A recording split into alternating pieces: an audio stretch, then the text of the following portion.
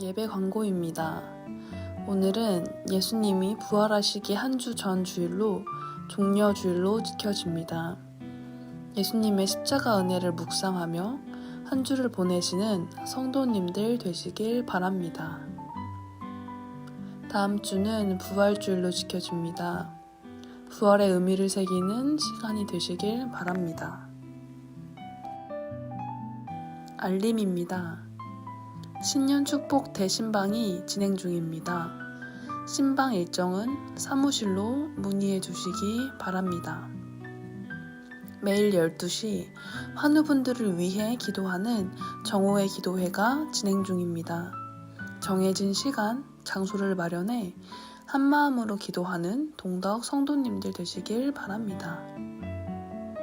다음 주는 부활절을 맞이하여 4월 16일 토요일에 대청소를 진행합니다. 10시 30분까지 모여서 시작하오니 성도님들께서는 참고해 주시기 바랍니다. 부활절 계란을 헌물하시기 원하시는 분은 문인서 목사님께 말씀해 주시기 바랍니다. 우리 교회는 유튜브 채널을 운영 중입니다. 예배 및 신앙을 돌아보는 컨텐츠에 성도님들의 많은 이용 바랍니다. 이번 주 아름다운 섬김은 최민아 집사님께서 제공해 주셨습니다. 이번 주 생일을 맞으신 분들입니다. 배진호 청년, 노승현 청년, 이종예 권사님, 이경신 성도님이십니다. 생일을 맞으신 모든 분들 생일을 진심으로 축하드립니다.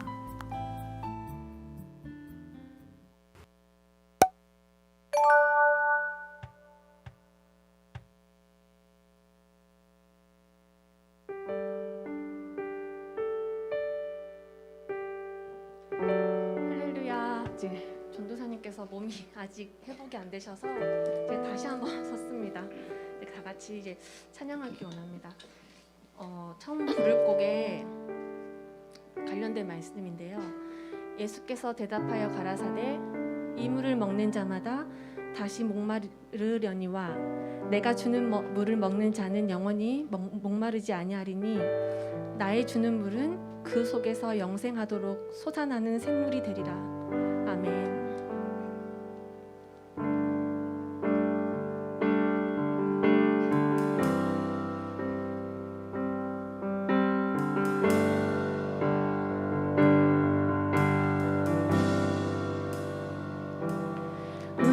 우물가의 여인처럼 난 구했네. 헛되고 헛된 것들을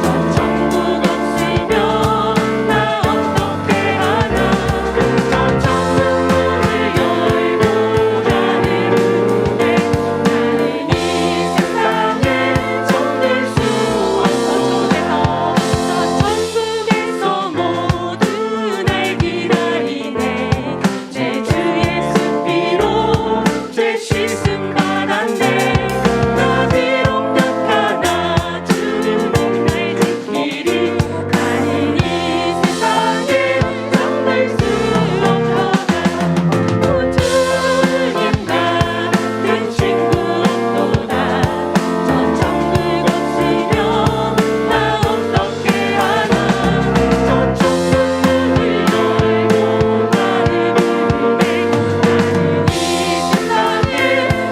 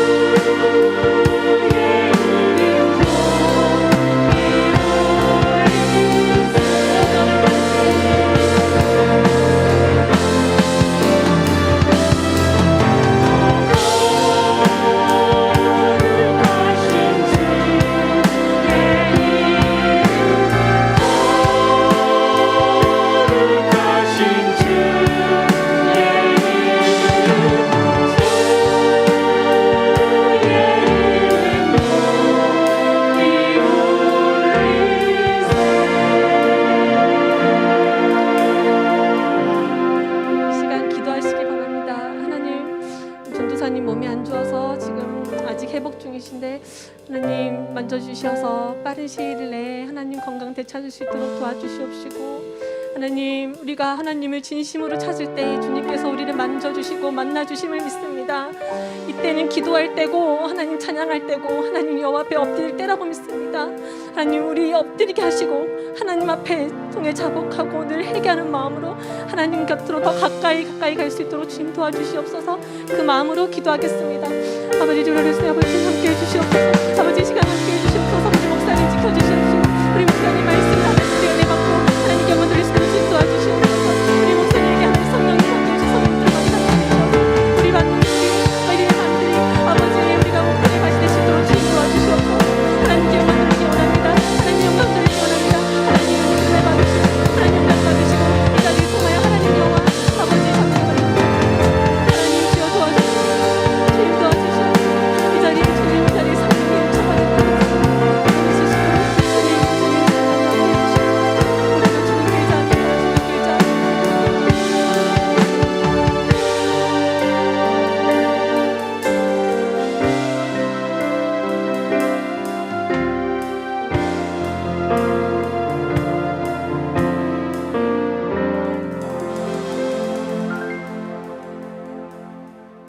다 함께 기도하겠습니다. 살아계신 하나님 아버지, 사랑의 하나님, 수많은 사람들 가운데 참 좋은 성도를 구별하여 주시고 또한 저희들 주님 앞에 예배자로 서게 하시니 감사와 찬송과 영광을 드립니다. 하나님 아버지,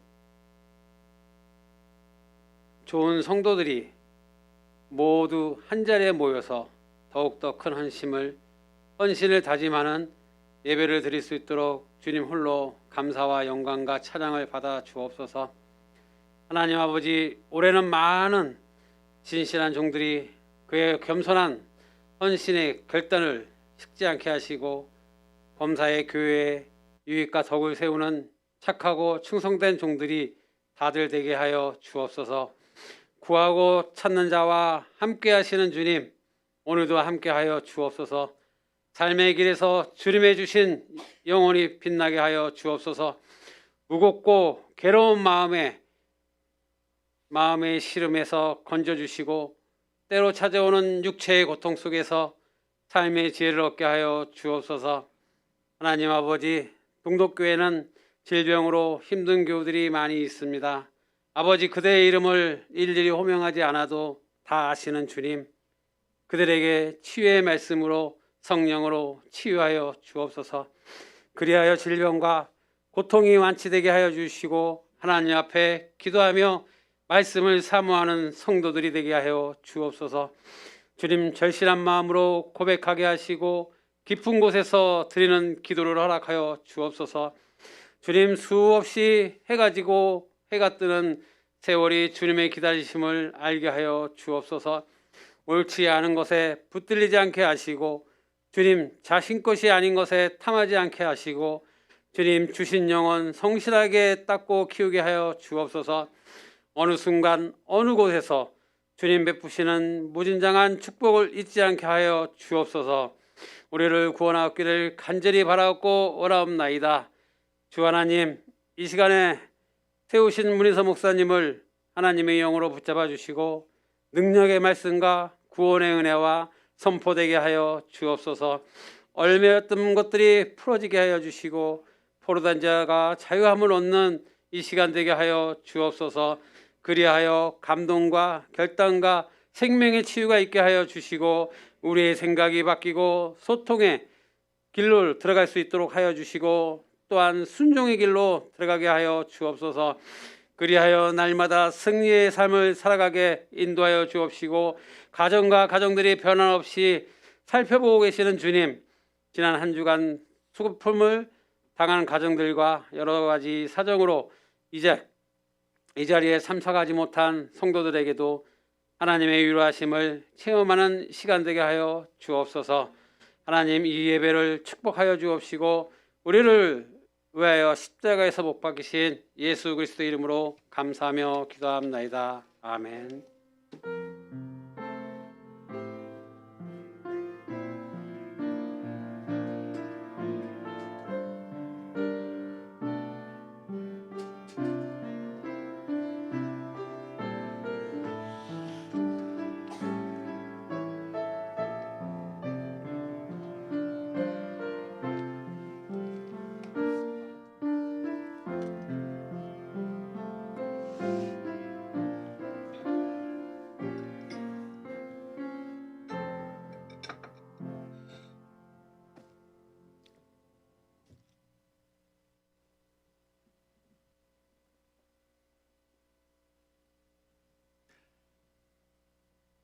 이렇게 찬양을 부르면서 그런 생각이 들었습니다. 우리 성도님들 중에 혹시 간증할 게 있으면 이렇게 찬양 인도자로 나오셔서 찬양하는 시간도 참 괜찮겠다라고 하는 그런 생각이 들었습니다. 물론 이제 장인 전사님이 지금 몸이 안 좋으셔서 못 나오셔서 우리 박현희 집사님이 대신하고 계시지만 우리 성도들 중에 그런 은혜가 있고 또 간증 있는 분들이 나오셔서 간증하시고 또 찬양을 인도하시면 훨씬 은혜가 되겠다라고 하는 그런 마음이 들었습니다. 한 달에 한 번 정도 그런 시간을 갖는 것도 좋겠다라고 하는 그런 마음이 들었는데 혹시 여러분에게 마음에 감동이 되시는 분들은 저에게 말씀하시면 물론 이제 찬양을 인도하는 것이 쉬운 일은 아니지만 옆에서 많은 분들이 도와주면 충분히 할 수 있을 것이라고 생각을 합니다. 기도해 보시고 감동이 되시는 분들은 말씀하셔서 함께 간증을 나누고 또 찬양을 나눌 수 있는 그런 시간이 되었으면 좋겠습니다. 이번 주간은 여러분 아시는 것처럼 고난 주간입니다. 우리가 사순절을 통해서 지금 구약 성경을 통독하고 읽고 있는 가운데 있는데 하루에 읽는 분량이 적은 분량이 아닙니다. 꽤 많은 분량이 되기 때문에 하루에 그 많은 양의 성경을 읽는 것이 참 힘들고 어려운 부분이 있지만 지금 계속해서 그 말씀을 따라 읽는 분들이 계실 것입니다. 아직까지 읽지 못하신 분들은 여러분 도전하셔서 이 고난 주간 동안 우리가 말씀을 가까이 하시고 또 구약 성경을 통독하는데 여러분 성공하실 수 있는 우리 동도의 교우들 되시기를 바랍니다. 그리고 특별 새벽 기도를 통해서 우리가 아침마다 지금 말씀을 읽고 있는데 이 한 주간 고난 주간에 여러분 담당하셨던 그런 시간들이 계실 것입니다. 월요일부터 이제 주일까지 한 일주일 동안 새벽에 나오셔서 말씀을 읽어야 될 분들이 있는데 지난 시간에 좀 여러 가지 문제 때문에 또 여러 가지 사정 때문에 나오지 못하셨던 분들도 이번 고난 주간만은 이 고난 주간을 지키셔서 새벽에 나오셔서 말씀을 읽으시고 또 말씀으로 하루를 시작할 수 있는 우리 동독의 모든 교우들 다 될 수 있기를 주님의 이름으로 축복합니다. 우리 박현희 집사님 아까 찬양하시면서 말씀하셨지만 지금 전도사님이 좀 많이 안 좋으십니다. 백신을 맞지 않으셨기 때문에 그런지 모르겠지만 정신적으로도 많이 힘드시고 또 여러 가지 어려운 가운데 있습니다. 장인 전도사님 위해서 좀 기도해 주셔서 속히 나음을 얻을 수 있도록 또 후유증이 없이 깨끗하게 나음을 얻을 수 있도록 기도 다시 한번 부탁드립니다. 우리 하나님 말씀 함께 보시겠습니다. 함께 보실 하나님 말씀은 요한복음 21장 15절에서 17절까지 말씀입니다.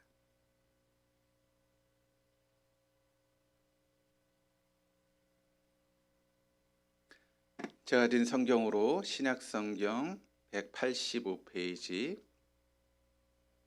요한복음 21장 15절에서 17절까지 말씀 찾으셨으면 우리 한 목소리로 같이 15절에서 17절까지의 말씀을 같이 읽겠습니다.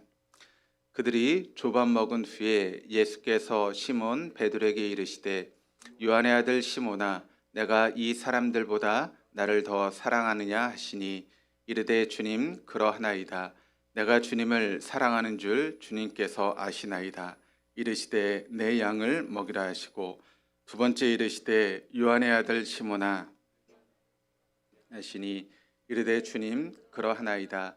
내가 주님을 사랑하는 줄 주님께서 아시나이다. 이르시되 내 양을 치라 하시고 세 번째 이르시되 요한의 아들 시몬아 내가 나를 사랑하느냐 하시니 주께서 세 번째 내가 나를 사랑하느냐 하심으로 베드로가 근심하여 이르되 주님 모든 것을 아시오매 내가 주님을 사랑하는 줄을 주님께서 아시나이다. 예수께서 이르시되 내 양을 먹이라. 아멘.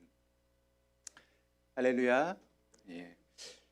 우리 하나님은 날마다 새 일을 행하시는 분이십니다. 여러분 믿으십니까? 정말 믿으십니까?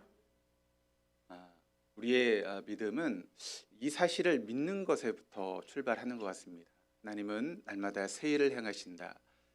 우리가 아무리 어려운 상황 가운데 있다 할지라도 우리가 하나님께 붙들리면 하나님 우리를 통해서 새 일을 이루신다라고 하는 것을 믿는 것이 얼마나 중요한지 모르겠습니다. 그저 입술로만 믿는 것이 아니라 여러분이 그것을 진짜 믿고 그 말씀 가운데 확신하고 그 말씀을 붙들 때 하나님의 놀라운 역사가 일어나게 될 줄 믿습니다. 지금도 하나님은 그렇게 새 일을 행하시고 또 새 역사를 이루시는 좋으신 분인 줄 믿습니다. 그런데 그런 새 일을 행하신 하나님은 특별한 경우를 제하고는 사람을 통해서 일하시죠. 어떤 사람입니까? 영과 진리로 예배하는 사람.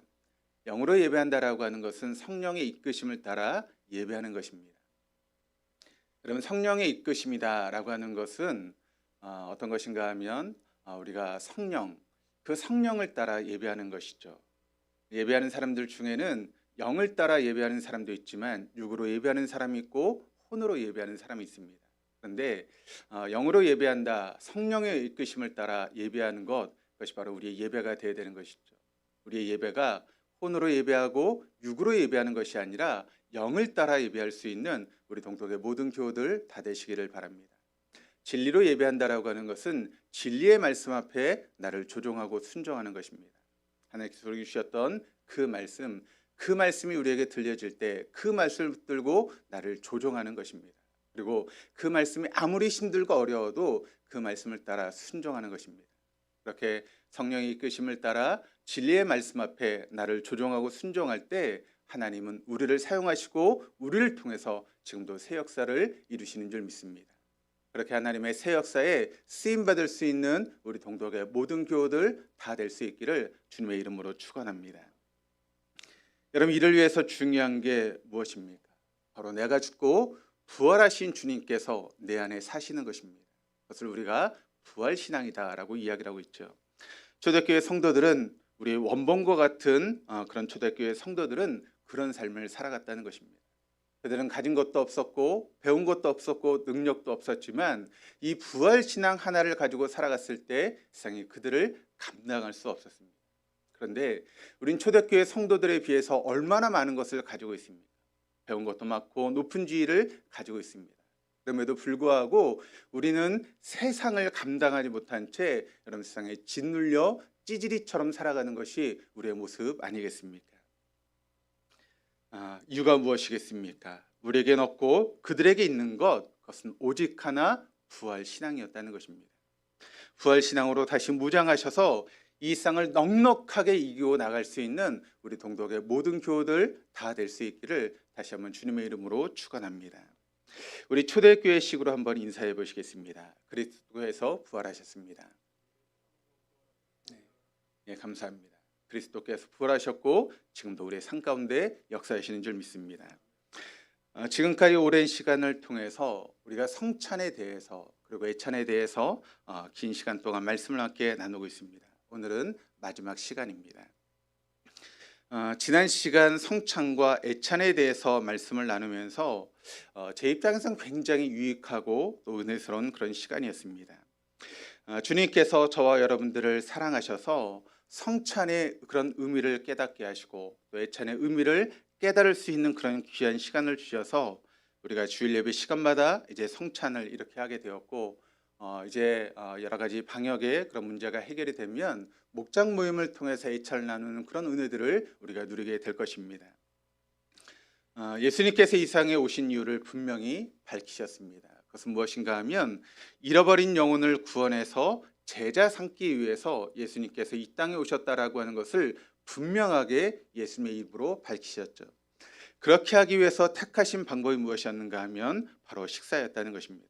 그러니까 예수님에게 있어 식사는 그저 단순한 식사가 아니라 식탁의 교제였다는 것이죠. 그러니까 잃어버린 영혼을 구원하는 가장 중요한 방법이자 수단이자 통로가 바로 식사였다는 것입니다. 그래서 우리가 예수님의 생애를 또 사역을 잘 살펴보면 예수님이 식사의 자리를 굉장히 소중하게 여기셨다라고 하는 것을 우리가 알 수 있게 됩니다. 성령 충만을 받은 초대교회 성도들은 이런 예수님의 식탁의 교제가 얼마나 중요한지를 이제 시간이 지나가면서 깨닫게 되었고 그것을 두 가지로 발전시켜 나갔죠. 하나는 성찬 유카리스트, 하나는 애찬 아가페밀, 두 가지로 발전시켜 나갔다는 것입니다.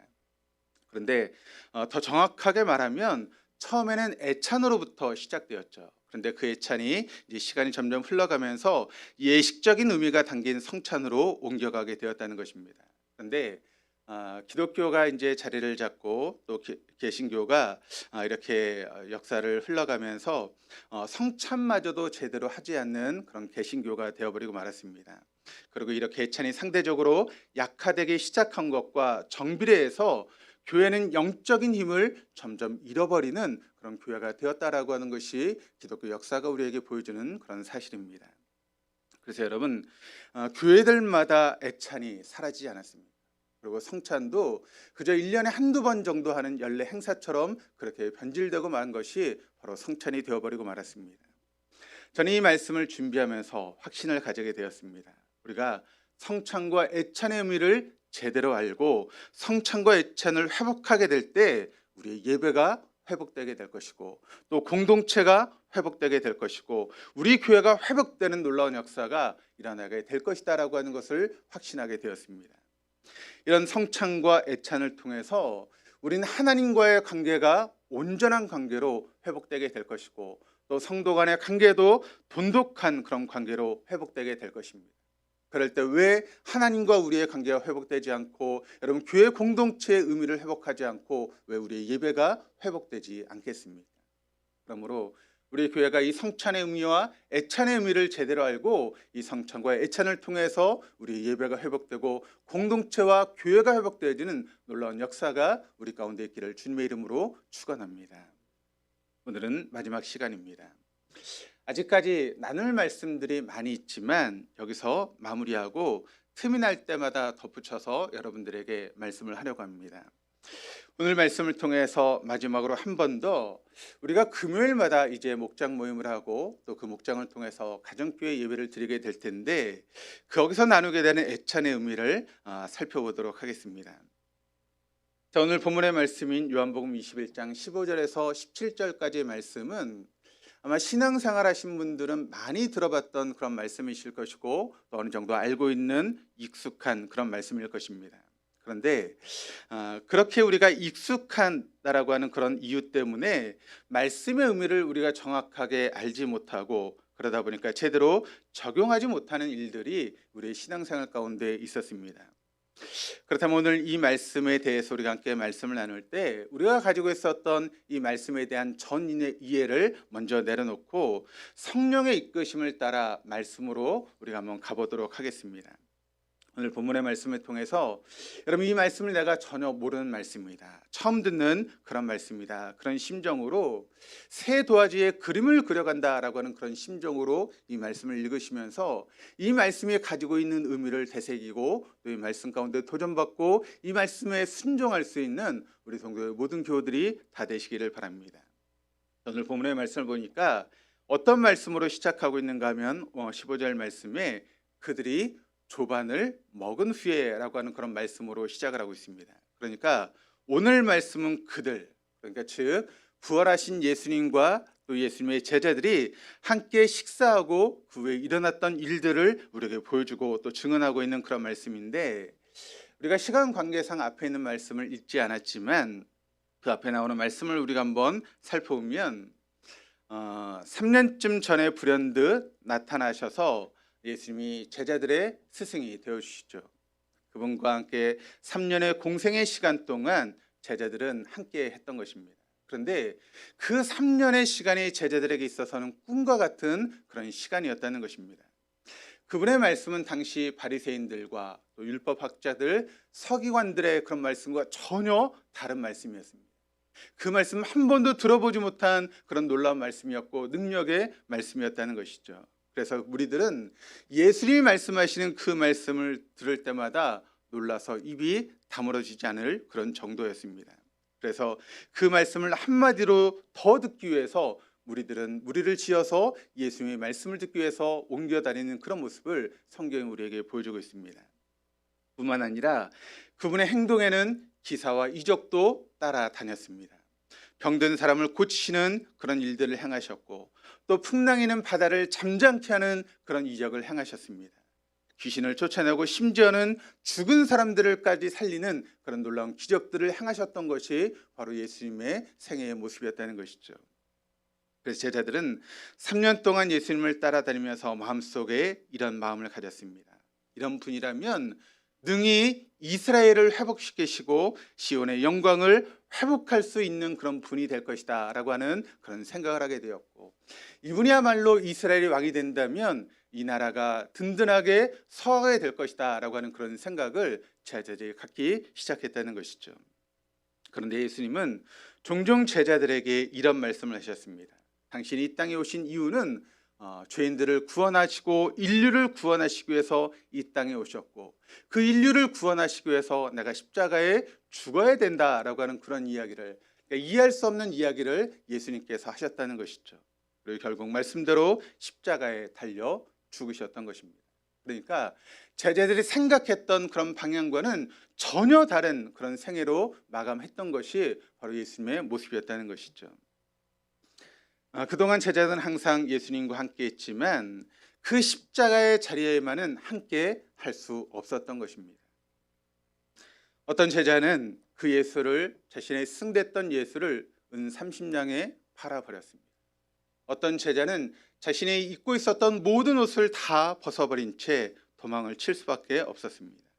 어떤 제자는 예수님을 3번씩이나 부인해만 했었습니다. 그런데 도저히 믿을 수 없는 일들이 그들에게 일어났는데 예수님이 십자가에 죽으신 지 사흘 만에 부활하신 그런 놀라운 일들이 일어나게 된 것이죠. 예수님의 제자의 입장에서 우리가 생각해 보면 그 십자가의 충격, 그 충격을 추스리기도 전에 예수님이 부활하셨다라고 하는 그런 놀라운 일을 이 제자들이 다시 한번 겪게 되었다는 것입니다. 그럼 여기서 제가 여러분들에게 한 가지 질문을 던지겠습니다. 한번 생각해 보시기를 바랍니다. 이렇게 부활하신 주님을 대하는 제자들의 심정은 여러분 어떤 심정이었을까요? 십자가에 달려 죽으시고 사흘 만에 부활하신 그 주님을 대하는 제자들의 심정은 과연 어땠을까요? 그럼 어땠을 것이라고 생각하십니까? 그 소식을 들었을 때 물론 반갑게 맞이하는 그런 마음도 있었을 것입니다. 그런데 동시에 다른 한편으로 예수님께서 부활하셨다라고 하는 그런 소식을 듣게 되었을 때 아마 제자들의 마음 몹시 부끄러운 그런 마음이 제자들의 마음의 한켠에 있었을 것입니다. 왜냐하면 그들이 한 일이 있었기 때문에 그렇습니다.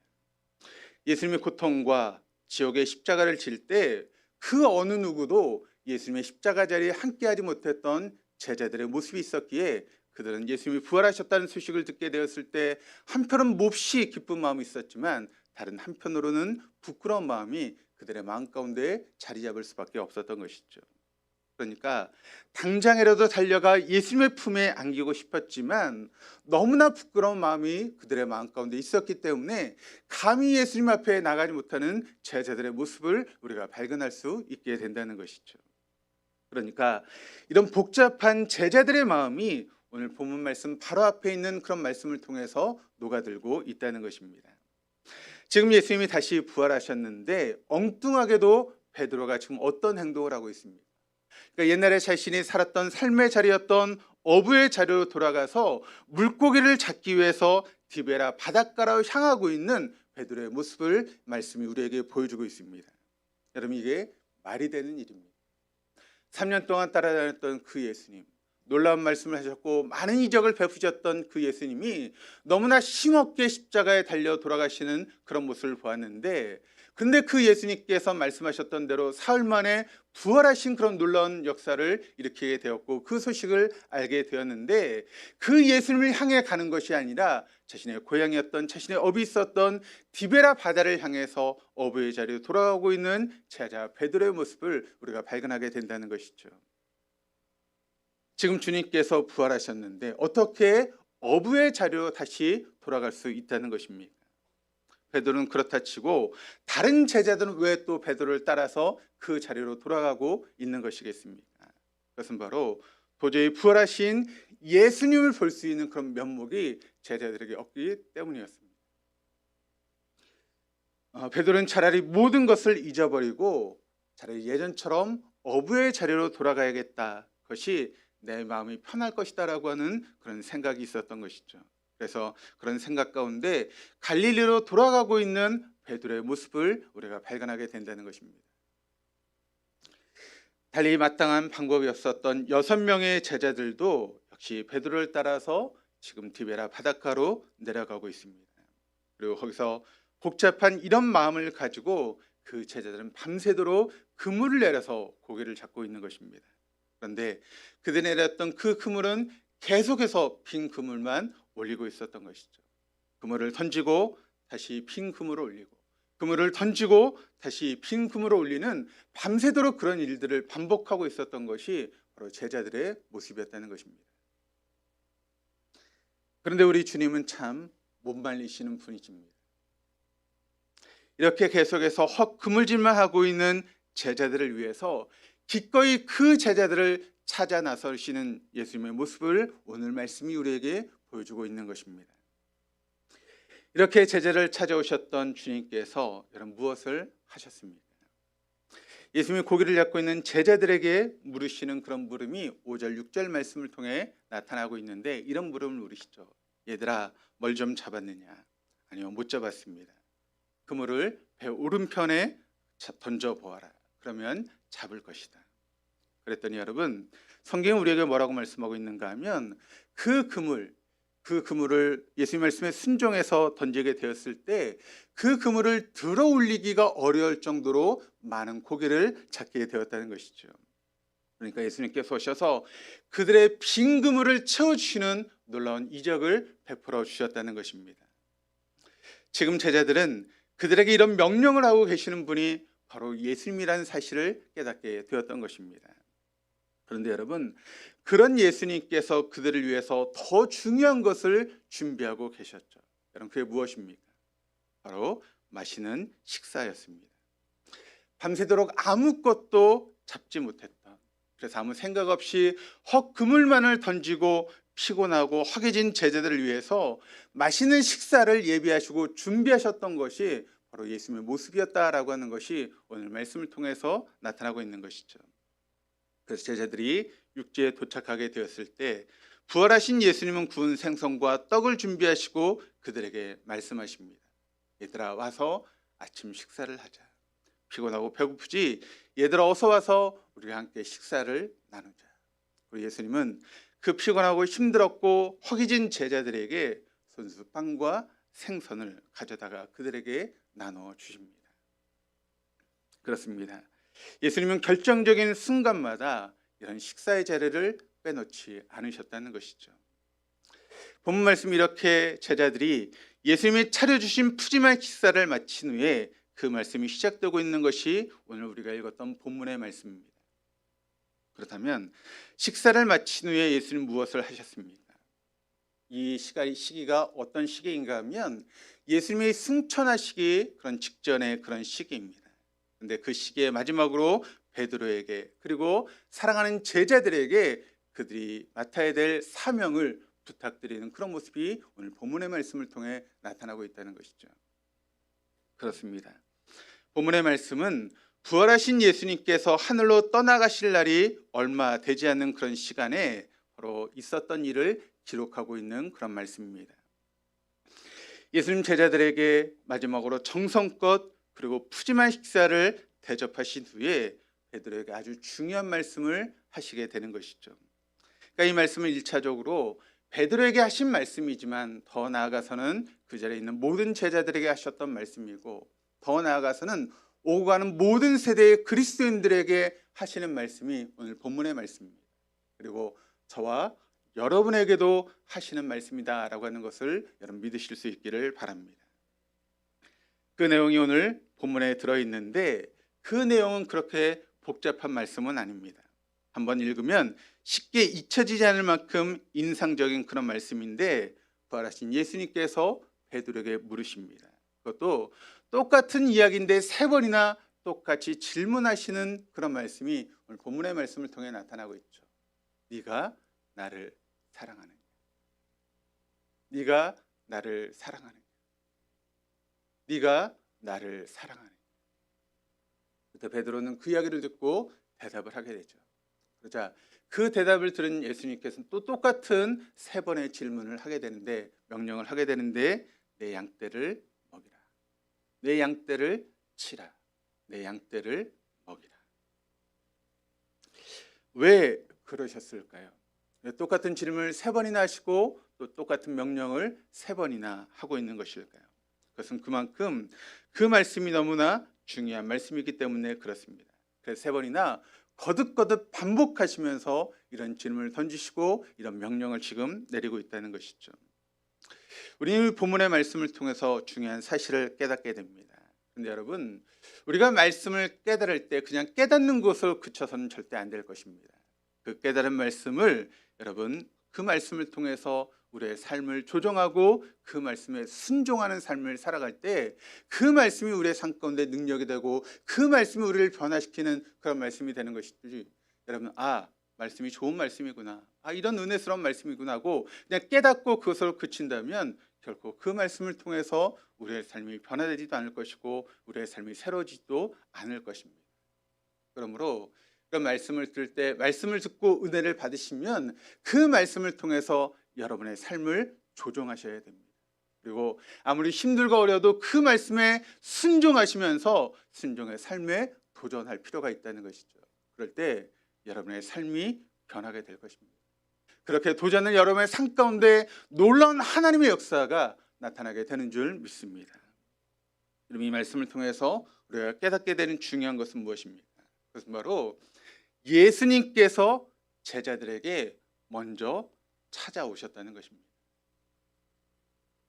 우린 부활하신 예수님이 제자들을 찾아오셨다는 사실을 먼저 주목할 필요가 있습니다. 오늘 이 말씀드리지만 우리가 기독교의 구원의 역사를 돌아보면 항상 주님이 우리를 먼저 찾아오십니다. 그리고 그런 사건들이 시작된다라고 하는 것을 우리가 알 수 있게 되는 것이죠. 하나님께 죄를 짓고 숨어있던 아담에게 하나님 먼저 찾아오시지 않습니다. 그리고 그들에게 가죽옷을 입혀주십니다. 하나님 이방신을 섬기고 있던 아브라함을 먼저 찾아오셔서 이 세상의 구원의 문을 열어주셨습니다. 하나님 광야에서 양을 치고 있던 모세를 찾아오셔서 애굽의 압제에서 신음하고 있던 이스라엘 백성들의 구원의 역사를 이루시기 시작하십니다. 하나님은 잠자고 있던 소년 사무엘을 찾아오셔서 절망 가운데 빠져있던 이스라엘 백성들에게 새로운 역사를 열게 하셨습니다. 그리고 하나님 마침내 육신의 몸을 입고 이 땅에 내려오셔서 인류의 구원의 역사를 완성하시게 되었다는 것이죠. 그런 의미에서 그럼 기독교에서 말하는 구원이란 무엇이겠습니까? 구원이란 부족하고 허물 많은 우리들을 찾아오시는 그 주님을 맞아들이는 것, 그것이 바로 구원인 줄 믿습니다. 여러분, 주님이 나의 선행 때문에 주님이 나를 받아주신 것이 아닙니다. 내가 열심히 하기 때문에 주님께서 나를 받아주신 것이 아닙니다. 내가 가지고 있는 지위나 직분 때문에 주님께서 나를 받아주시는 것이 아닙니다. 오직 주님의 은혜로 부족하고 허물 많은 나를 용납해 주시는 것입니다. 사랑하는 목자 여러분, 부활하신 예수님이 여러분을 목장의 리더로 세우셨습니다. 우리 교회에는 9분의 목자가 세워졌습니다. 그렇다면 왜 주님께서 여러분을 목자로 세우셨겠습니까? 그 이유는 단 하나입니다. 주님께서 맡겨주신 양떼들을 찾아가서 풍성하고 정성스러운 그런 음식을 대접하라고 우리를 목자로 세우신 줄 믿습니다. 오직 이것을 위해서 하나님께서는 여러분을 목자로 세워주셨다는 것이죠. 그렇다면 사랑하는 목원 여러분, 부활하신 예수님께서 여러분을 죄악에서 구원해 주신 이유가 무엇 때문이겠습니까? 바로 주님이 맡겨주신 양떼를 찾아가서 정성껏 풍성한 꿀을 먹이라고 우리를 구원해 주신 줄 믿습니다. 지금은 여러분들이 아직 어린 양과 같아서 목자의 꿀을 받아먹고 있긴 하지만 여러분들이 빨리 영적으로 자라가서 우리도 목자들처럼 어린 양들을 먹이는 좋은 리더가 되어야 될 줄 믿습니다. 그렇습니다. 우리 주님은 오직 이것을 위해서 저와 여러분들을 부르셔서 목자로 목원으로 세워주신 줄 믿습니다. 우리 모두가 함께 그런 사람이 되어서 주님이 원하시는 그런 목장, 그런 교회를 만들어가는 저와 여러분, 우리 동서의 모든 교우들 다 될 수 있기를 주님의 이름으로 축원합니다. 여러분, 부활하신 주님께서 베드로와 제자들을 찾아오셨을 때 그 베드로와 제자들의 여러분 상태가 어떤 상태였을까요? 아마 베드로와 제자들은 영적으로 보면 그들은 병든 상태였을 것입니다. 영적으로 중병에 걸려있는 그런 환자였을 것입니다. 그렇기 때문에 부활하신 주님을 만났음에도 불구하고 그들은 하나도 기쁘지 않았다는 것이죠. 왜 그랬을까요? 불과 얼마 전의 일이었습니다. 예수님이 십자가의 죽음을 앞두고 제자들과 함께 마지막 식탁에 교제를 나누고 있을 때 그 자리에 예수님과 베드로가 나눈 그런 이야기가 기록되어 있는데, 요한복음 13장 36절에서 38절까지의 말씀을 우리 한번 같이 한번 읽어보시겠습니다. 시몬 베드로가 이르되 주여,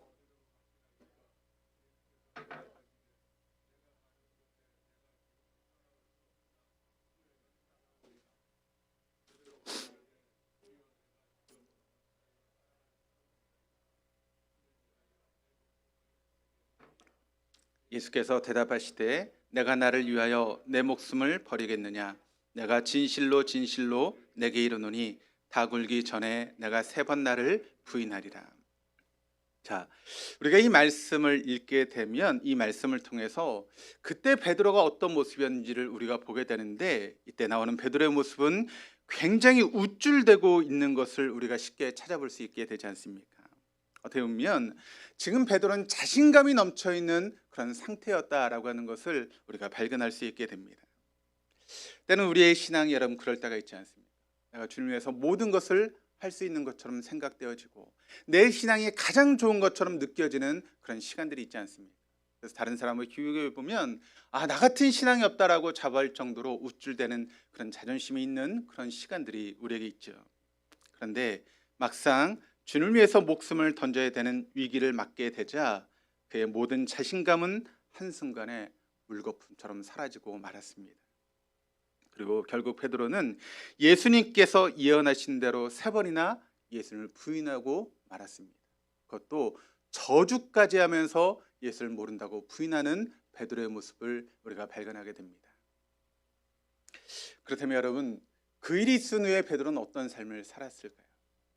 그렇게 호언장담하며 자신했던 그런 베드로가 예수님을 저주하면서 부인할 수밖에 없는 그와 같은 일을 겪고 나서 베드로의 삶은 어떤 삶이었을까요? 아마도 매일 통곡하며 뜬 눈으로 밤을 지새웠을 것입니다. 그럴 수밖에 없었던 자신이 너무나 부끄럽고 창피해서 내가 만약 그때 큰 소리만 치지 않았어도 이렇게까지 비참하지는 않았을 텐데, 그렇습니다. 어느 순간 배신자가 되어버렸습니다. 실패자가 되었습니다. 영적인 병자가 되었습니다. 믿음도 자신감도 긍지도 용기도 다 구멍이 나버렸습니다.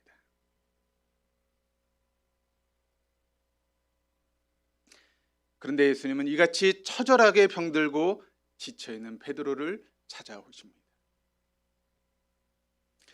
그때 예수님이 여러분 베드로에게 뭐라고 말씀하십니까? 야, 내가 뭐라고 했니? 네가 나를 3번이라고 부인할 거라고 분명히 얘기했지. 근데 뭐 다른 사람 몰라도 절대 나는 그렇지 않을 것이라고 너 한번 네 꼴을 봐라. 얼마나 꼴보기 좋냐. 주님께서 이런 말씀을 하셨습니까? 그렇지 않습니다. 주님은 따뜻한 아침 식사를 푸짐하게 차려주십니다. 그리고 다만 베드로에게 묻습니다. 네가 나를 사랑하느냐?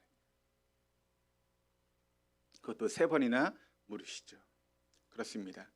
예수님이 베드로와 제자들을 찾아오신 것은 그들의 잘못된 과거를 추궁하기 위해서 예수님의 베드로를 찾아온 것이 아니라는 것입니다. 그들의 병을 치료해 주기 위해서 우리 주님은 베드로를 친히 찾아가셨습니다. 그리고 이와 같은 사건을 통해서 그들이 새로운 삶을 살게 하시기 위해서 주님께서 친히 베드로와 제자들을 찾아오셨던 것이죠. 그런데 여러분, 베드로만 그렇습니까? 제자들만 그렇습니까? 저와 여러분 어떻습니까? 우리도 그렇지 않습니까? 여러분, 인간이라고 하는 단어가 히브리어로 우리가 보게 되면 인간은 아담이라고 하는 그런 단어를 쓰고 있는데, 이 아담이라고 하는 것은 3가지 뜻을 가지고 있는 그런 단어입니다. 첫 번째는 흙으로 빚어진 존재, 두 번째는 그렇기 때문에 쉽게 깨지기 쉬운 존재, 세 번째는 주님의 도우심이 없이는 한순간도 살아갈 수 없는 존재. 이것이 바로 인간 아담이라는 것이죠. 흙으로 빚어진, 그래서 깨지기 쉬운, 그러므로 단 한순간도 하나님의 도움이 없이는 살아갈 수 없는 존재가 바로 인간인 아담이라는 것입니다. 그게 인간입니다. 여러분, 베드로가 특별히 못나서 그런 삶을 산 것이 아니라는 것이죠. 베드로가 특별히 비겁하기 때문에 그런 일을 했던 것이 아니라는 것입니다. 베드로도 우리와 똑같은 인간입니다. 인간이기 때문에 그럴 수밖에 없었다는 것이죠. 그러니까 여러분, 베드로와 우리의 차이가 있다면 어떤 차이가 있겠습니까? 우리가 베드로보다 믿음이 좋아서 여러분 그렇습니까? 그렇지 않습니다. 베드로는 그런 환경에 처했기 때문에 그런 일을 경험할 수밖에 없었고, 우리는 그런 환경에 처해지지 않았기 때문에 우리는 이렇게 지금 살고 있는 것입니다.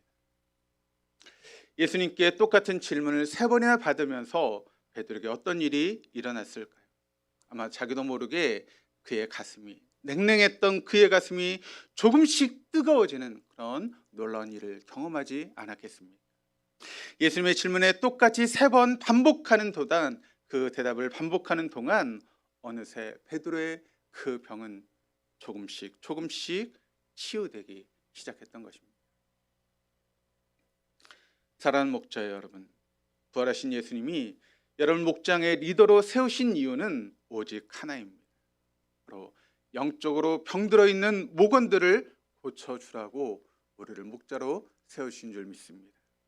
그러기 위해서 여러분들을 주님께서 목자로 부르신 것이죠. 사랑하는 목원 여러분, 부활하신 예수님이 여러분을 목장으로 불러주신 이유는 오직 하나입니다. 목장 식구들과 함께 식탁에 교제를 나누면서 나의 병든 모습을 있는 그대로 내려놓으라는 것입니다. 내가 지금 무엇 때문에 아픈지, 내가 무엇 때문에 그렇게 죽고 싶을 만큼 힘이 들고 있는지, 내가 무엇 때문에 그렇게 밤잠을 설치면서 날밤을 세워야 되는지, 내게 있는 모든 상처들을 그 목장의 모임을 통해서 내려놓고 함께 나누라는 것이죠. 그렇습니다. 우리 주님은 오직 이것을 위해서 여러분을 같은 목장의 식구로 세워주신 것입니다. 우리 모두가 함께 그런 사람들이 되어서 주님이 원하시는 그런 목장을 만들어갈 수 있는 우리 동독의 모든 교우들 다 될 수 있기를 주님의 이름으로 축원합니다. 그런데 여러분, 뭘 통해서요? 바로 애찬을 통해서, 함께 식사를 하는 그 식사를 통해서 이런 일들이 이루어질 수 있다는 것이죠. 지치고 허기진 사람들이 모여서 함께 식사를 하면서 마음이 풀어지고, 그리고 이제 내가 혼자 갖고 있었던 그 고민을, 누구에게도 말할 수 없었던 이야기들의 보따리를 풀어내면서 그 문제를 놓고 함께 기도하고 함께 고민하고 함께 풀어주면서 예수를 만나는 그런 자리가 바로 목장의 모임의 자리라는 것이죠. 그런 목장의 모임이 우리의 삶 가운데, 우리의 모임 가운데, 공동체 가운데 회복되어야 되는 것 아니겠습니까? 그렇게 목장이 살아나야 됩니다. 이것을 위해서 우리는 애찬도 하고 교제도 하고 모든 것을 다 하게 되는 것이죠. 이와 같이 중요한 일을 맡기시라고 할 때 왜 예수님이 신중하지 않으셨겠습니까? 이 양을 아무에게나 맡길 수 없어서 주님은 3번씩이나 베드로에게 물으시는 것입니다. 네가 나를 사랑하느냐? 네가 나를 사랑하느냐? 네가 나를 사랑하느냐? 주님은 네가 양을 사랑하느냐고 단 한 번도 묻지 않았습니다. 3번 다 동일하게 네가 나를 사랑하느냐라고 물으셨죠. 목자 사역이 가장 중요한 오직 하나의 이유가 있다면 왜 우리가 목자의 사역을 하겠습니까? 그것은 바로 우리가 주님을 사랑하기 때문입니다. 그 주님이 나를 사랑하셨기 때문에 영 죽을 수밖에 없는 나를 구원하시기 위해서 이 땅에 오시고 십자가에 달려 죽으심으로 먼저 나를 사랑하신 그 주님, 그 주님을 나도 사랑합니다. 그 고백하는 사람만이 이런 일을 이룰 수 있다는 것이죠. 저는 우리 동덕의 모든 목장의 목자들이 주님을 사랑할 수 있기를 바랍니다. 그 주님을 사랑하는 그런 마음을 가지고 우리가 목장의 목원들을 섬기게 될 때 왜 그 목장에 놀라운 일들이 일어나지 않겠습니까? 그 목장 가운데 하나님의 놀라운 역사가 왜 일어나지 않겠습니까? 기도 응답이 이루어지고 병든 자가 치유되는 그런 놀라운 역사가 왜 일어나지 않겠습니까? 병든 자가 나음은 없는 놀라운 기적의 역사가 우리의 목장의 모임마다 일어나게 될 줄로 믿습니다. 여러분, 그런 일들이 정말 가능할까요?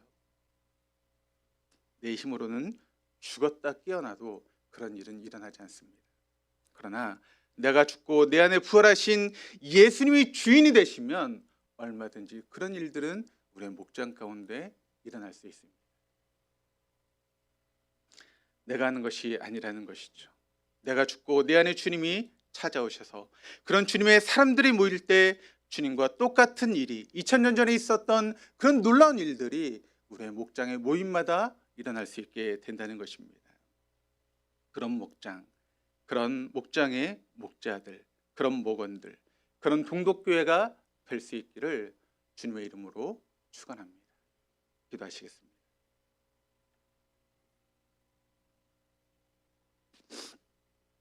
이 시간 함께 기도하실 때 오늘 들었던 말씀을 기억하시면서 함께 기도했으면 좋겠습니다. 그렇게 호언장담하며 다른 사람은 다 주님을 버릴지라도 나는 주님을 부인하거나 버리지 않겠습니다. 그러나 막상 주님을 믿는다고 이야기하게 되는 그 순간 베드로는 예수님을 3번이나 부인했습니다. 심지어는 저주까지 하면서 예수를 부인했습니다. 그런데 베드로가 못나서 베드로의 믿음이 없어서 그런 것이 아니었다는 것이죠. 베드로는 인간이기 때문에 그랬다는 것입니다. 흙으로 만들어지고 너무나 쉽게 끼어질 수 있는 존재, 그것이 바로 인간이고, 그러므로 하나님이 함께하지 않으면 언제든지 베드로와 같은 삶을 살아갈 수밖에 없는 것이 우리들의 모습인데, 주님, 내가 베드로와 같습니다. 내가 베드로 같은 사람입니다. 그래서 내 마음이 끼어지고 내 마음에 병이 있습니다. 이 시간 주님, 나를 찾아오셔서 내 마음의 상처를 치유하시고 내 마음의 병을 고쳐 주옵소서. 내 육신의 병까지도 하나님 이 시간 고쳐 주셔서 주님의 놀라운 은혜와 손길을 경험하게 하여 주옵소서. 이제 목자로서, 목원으로서 그런 목장을 만들어 가겠습니다. 우리를 도와주시고 내가 하는 것이 아니라 내가 죽고 내 안에 살아계신 주님이 내 삶의 주인이 될 때 이런 모든 일들이 일어나게 될 줄 믿습니다. 이 시간 함께 기도하시겠습니다. 좋으신 아버지 하나님, 은혜와 사랑에 감사드립니다. 오늘 말씀을 통해서 우리의 마음을 아버지께 들어주시고 말씀을 통해서 도전받게 하심을 감사드립니다. 하나님, 우리의 모습은 베드로와 같은 모습이었습니다. 흙으로 만들어졌기에 너무나 쉽게 끼어질 수밖에 없는 존재이고, 그러기에 주님이 함께하지 않으면 언제나 베드로와 같이 예수를 부인하고 심지어 저주하면서 부인할 수밖에 없는 삶을 살아가는 것이 우리들의 모습임을 주님 앞에 고백합니다. 주님, 이 시간 주님을 초청합니다. 하나님, 나를 찾아오셔서 내 마음의 모든 상처를 치유하여 주옵소서. 내가 누구에게도 말할 수 없었던 내 마음의 깊은 상처들이 내 안에 다 있습니다. 하나님, 그것을 주님 앞에 내려놓을 때 하나님 내 마음을 만져주시고 내 삶이 깨끗하게 되어줄 수 있도록 인도하시고 내 몸의 모든 아버지 마음의 상처들이 치유되는 귀한 시간 되어줄 수 있도록 인도하여 주옵소서. 하나님, 내 마음이 너무나 어렵습니다. 너무나 고통스럽습니다. 아버님, 너무나 아프고 어려운 가운데 있습니다. 하나님, 내 마음을 만져주시고 이제 내가 죽고 주님께서 내 삶의 주인이 되셔서 나를 이끌어 주셔서 온전히 주님이 주인 되시는 귀한 삶이 우리의 삶 가운데 이루어질 수 있도록 인도하여 주시옵소서. 감사드리며 예수 그리스도의 이름으로 기도합니다. 아멘. 이 성찬식을 거행하도록 하시겠습니다. 우리 장로님들 나오셔서 준비해 주시기를 바랍니다.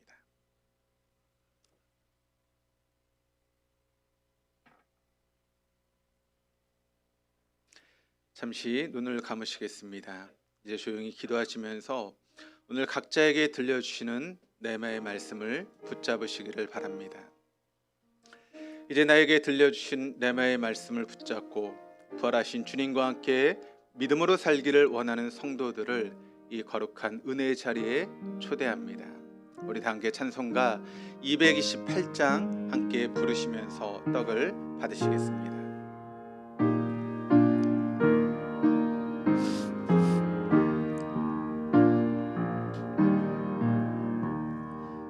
오 나의 주님 진입해 오니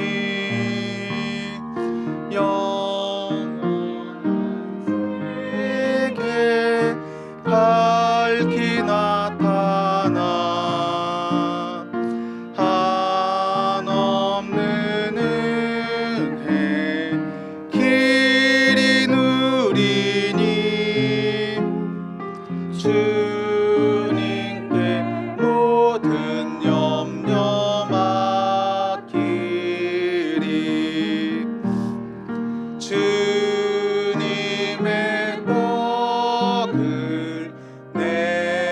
먹으며 주님의 잔을 내가 마시고 근심의 짐을 벗어버리니 죄사함 받아 내 맘 새롭다. 사절하시겠습니다. 주님의 성찬 받을 때마다 하늘의 기쁨 이리 맛보고 어린 양 잔치 참여함 같이 영원한 복을 내가 누리리.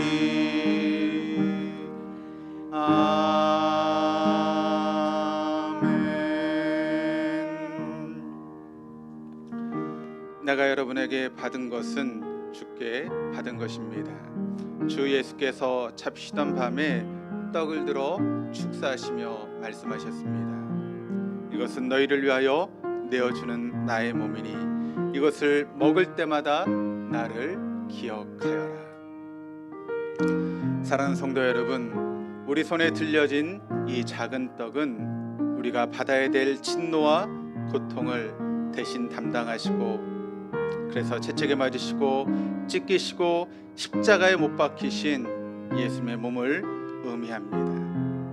우리는 이 떡에 참여함으로 십자가에서 이루신 신적 교환을 이루어주신 주님의 임재를 경험하며 온 교회가 주님 안에서 한 몸을 이루는 은혜가 있기를 주님의 이름으로 축원합니다. 기도하시겠습니다.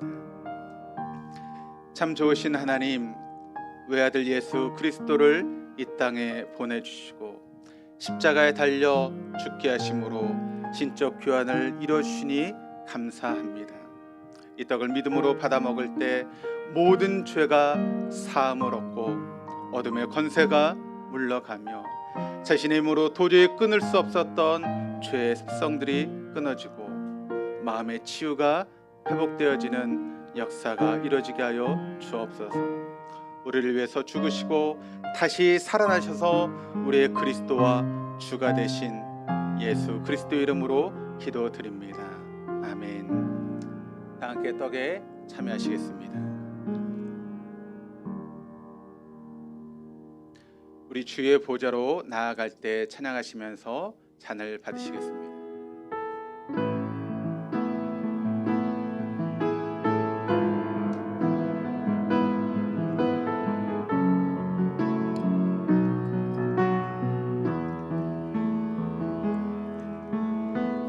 주의 보좌로 나아갈 때 어떻게 나가야 할까? 나를 구원한 주의 십자가 그것을 믿으며 가네. 주의 보좌로 나아갈 때에 나 여전히 부족하나.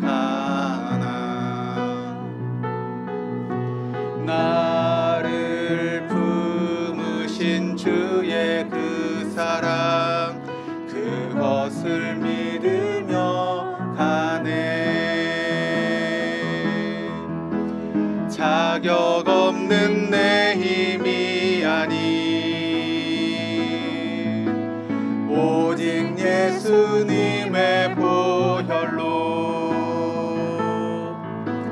자격 없는 내 힘이 아닌 오직 예수님의 보혈로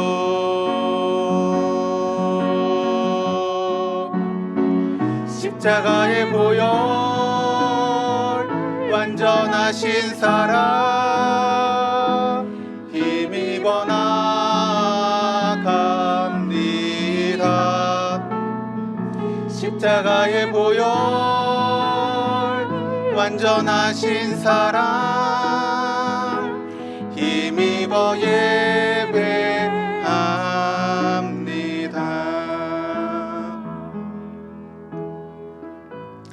식사 후에 또 잔을 들어 말씀하셨습니다. 이것은 죄사함을 얻게 하려고 너희를 위하여 흘리는 나의 피니 이것을 마실 때마다 나를 기억하여라. 사랑하는 성도 여러분, 우리 손에 들려진 포도주는 우리를 죄에서 구원해 주셔서 그리스도의 정결한 신부가 되게 하시고 마지막 때에 다시 오셔서 우리를 데려가마 약속하신 어린 양의 혼인잔치에 참여하게 하실 예수님의 거룩한 보혈을 의미합니다. 이 잔을 믿음으로 받아서 이제부터 영원한 하나님 나라에 대한 소망을 가지고 부활하신 예수님과 동행하며 승리하는 삶을 살아가시는 우리 동덕의 모든 교우들 다 될 수 있기를 주님의 이름으로 축원합니다. 기도하시겠습니다. 참 좋으신 하나님, 십자가에 달려 죽으신 예수님을 다시 살려주셔서 우리로 하여금 부활의 소망을 가지고 살아가게 하여 주시니 감사합니다. 이 잔을 믿음으로 받아서 이제부터 영원한 하나님 나라에 대한 소망을 가지고 부활하신 예수님과 동행하며 승리하는 삶을 살아가게 하여 주시옵소서. 우리를 위해서 죽으시고 다시 살아나셔서 우리의 그리스도와 삶의 주인이 되시는 예수 그리스도의 이름으로 기도드립니다. 아멘. 잔에 참여하시겠습니다.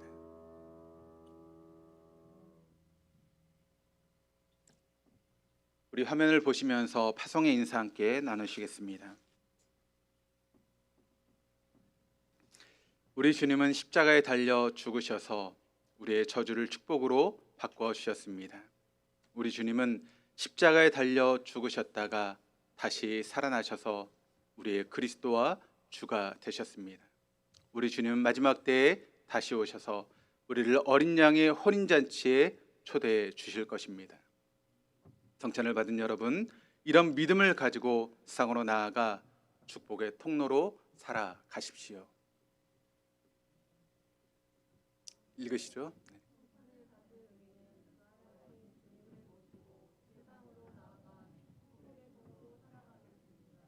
아멘. 우리 찬송가 94장 함께 찬양하시면서 준비하신 예물을 정성을 다해서 드리시겠습니다.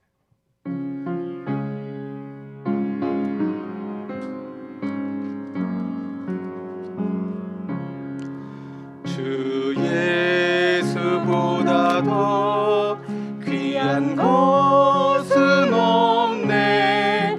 이 세상 부귀와 바꿀 수 없네. 영 죽은 내 대신 돌아가신 그 놀라운 사랑 잊지 못해. 세상 즐거움 다 버리고 세상 자랑 다 버렸네. 주 예수보다 더 귀한 것은 없네. 예수 밖에는 없네. 주 예수보다 더 귀한 것은 없네. 이 세상 명예와 바꿀 수 없네. 이전에 즐기던 세상 일도 주 사랑하는 마음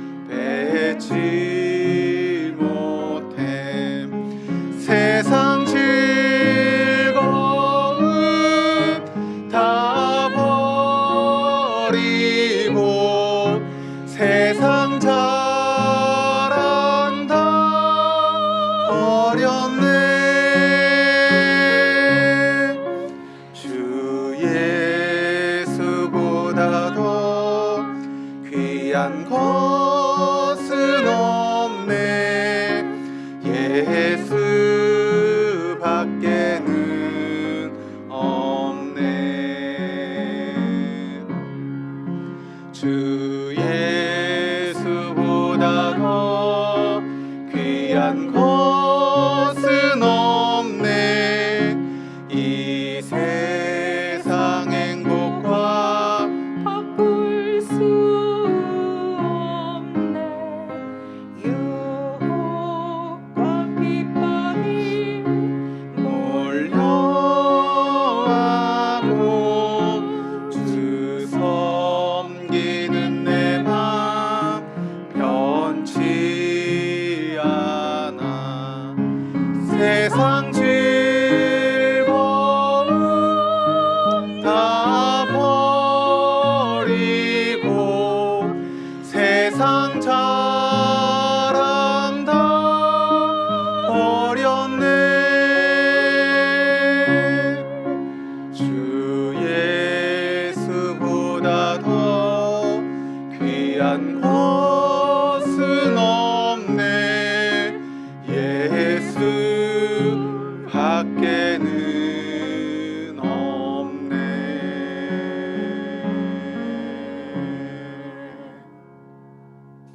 드린 예물을 위해서 기도하시겠습니다. 거룩하신 하나님 아버지, 오늘도 거룩한 주일에 저희들을 주님의 전으로 불러 모아 신령과 진정으로 영과 진리로 예배하게 하시니 감사와 찬양을 드립니다. 이 시간 주님께서 저에게 베풀어 주신 은혜와 축복에 감사하며 우리가 빈소로 나오지 아니하고 소중한 물질을 가지고 나와 주님께 바치게 하시니 감사드립니다.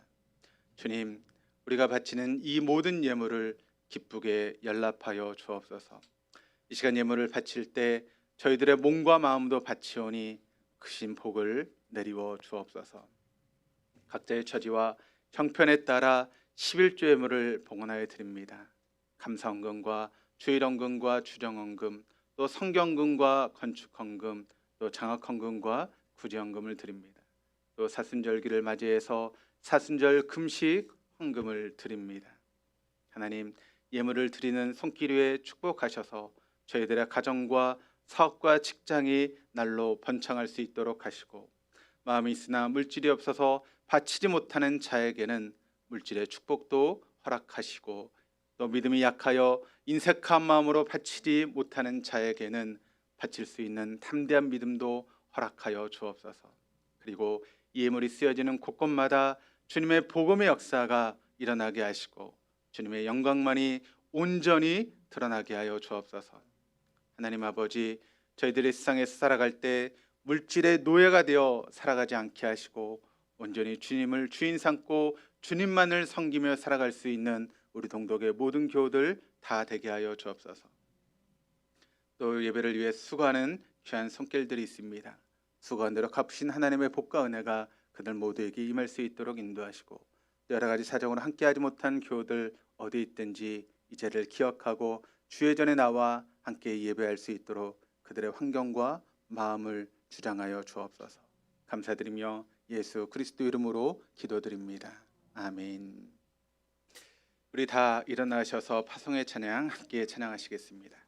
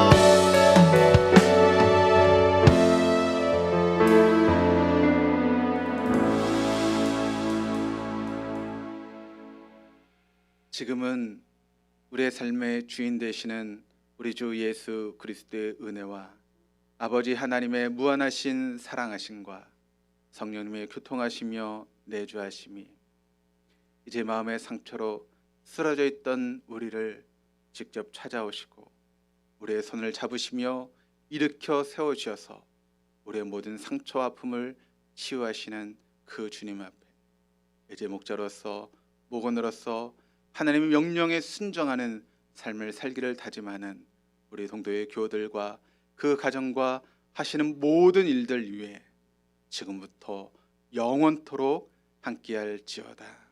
아멘.